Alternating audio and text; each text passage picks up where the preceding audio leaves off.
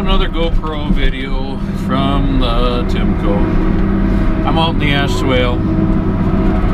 I started thinning that end back there. I'm doing something kind of different. Usually in a thin they make you take out the smaller wood and thin for quality. But here we're kind of high grading it. And the reason for that is because of the emerald ash borer.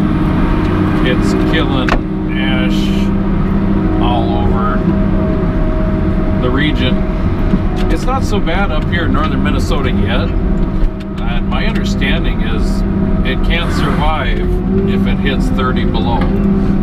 Well, we've had some nights well below 30 this winter, so it should have killed off any bugs that migrated this far up. I'm gonna cut the crotch out of this tree. I'm not sure why. It's something the Delimmer's more than capable of doing, but for some reason, well, I felt like I should do it. So I did it. Anyway, these cold winter nights that we've had this winter, according to what I was told, should keep the emerald ash borer kind of at bay.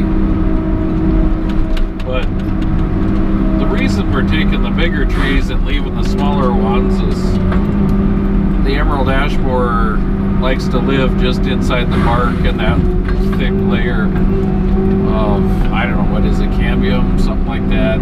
There's probably guys out there who know a lot more about this than me, as this really isn't my area. But Garrett, you'd have been a good one to ask about this. Garrett or Adam or Eric or any of you foresters that watch this, feel free to chime in. But my understanding, and I'll point at it with the saw head if you can see it, is that layer right there is where the ash borer lives. And on the smaller trees, that layer is a lot thinner and they have a harder time surviving. So the theory here is if we take out the bigger trees with that thicker layer, then they have a harder time surviving. And man, these ash trees have some big old limbs, crotches in them. And again, this is something that the Delimmer could handle, but they're so big that they're going to bark up all the other trees that I'm trying to leave out here. So I'm going to just help out and leave some of the slash out here, make it easier on the skidder. Because you remember in yesterday's video how nice I am to the skidder operator, even though I'm being sarcastic again. But no, I am trying to help keep the trees that are being left from being all barked up. So yeah, I'm just going through here, and the county forester Perry told me to take about half the trees. Well, there's a lot of little ones, so you take just a handful of big ones out of here, and it makes a big difference in the opening of the ash swale here. So I doubt that I'm even taking half the trees, but it's kind of nice because I'm taking out the higher quality trees, which there is some value in. So that helps us, as ash pulp is not very valuable at all. Some mills will take it, otherwise you sell it for firewood. So yeah, there's a couple of nice pulley ash, or otherwise you can sell them to the pallet mills. That works too. I see some big ash straight ahead of me. I see a couple there. I'm trying to decide how I go through here. I guess I'm going to take out these two little ones here.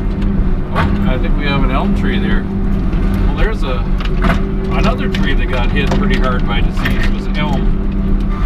If you remember back got to the 70s, 80s, somewhere there, when Dutch elms disease came through and just wiped out our elm population.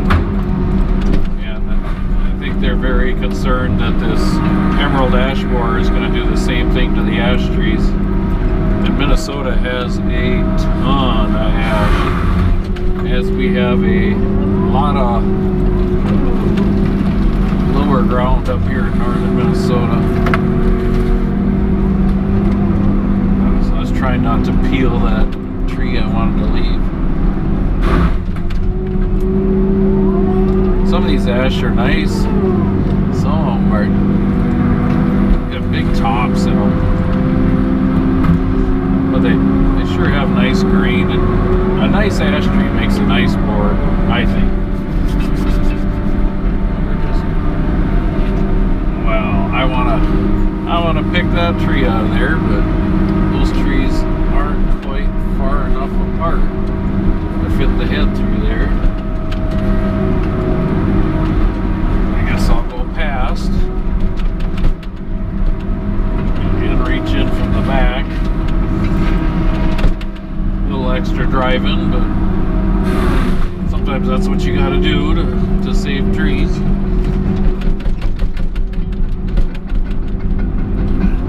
I didn't get my door slammed in or my glove slammed in the door as good as I should have. I hear it rattling a little bit. I can't make these drags too big because there is some soft spots out in this ash. Ash grows where it's very wet. And you could never drive out here in the summertime. The only reason I can drive out here now is because it's froze. Or mostly froze. I think I'm going to take this. I was trying to decide which ash trees to take and which ones not to. But I'm going to take this guy here. What I can see of it, it looks like a very nice tree, but I just looked at the stump there and it's rotten.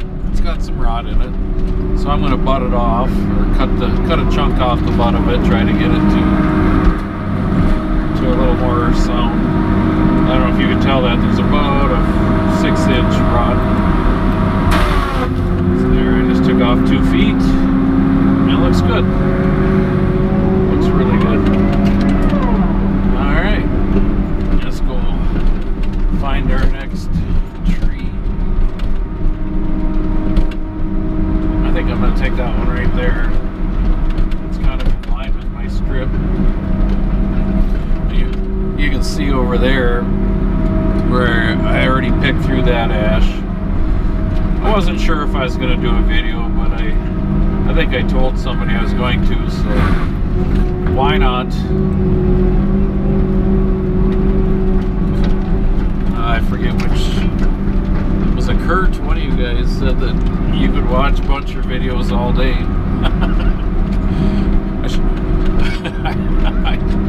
I don't know if you could do that. That would put me to sleep. But I'm just carrying this tree back to the drag, and ash is a pretty heavy tree, and those are fairly big tops. So I think I'm going to stop putting trees in this drag.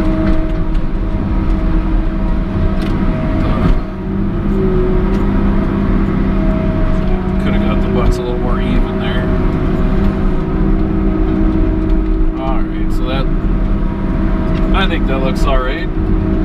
Hopefully Perry thinks it's good, and hopefully his auditors think it's good. So I'm going to back up, and I'm going to go up through here, and I'm going to do the same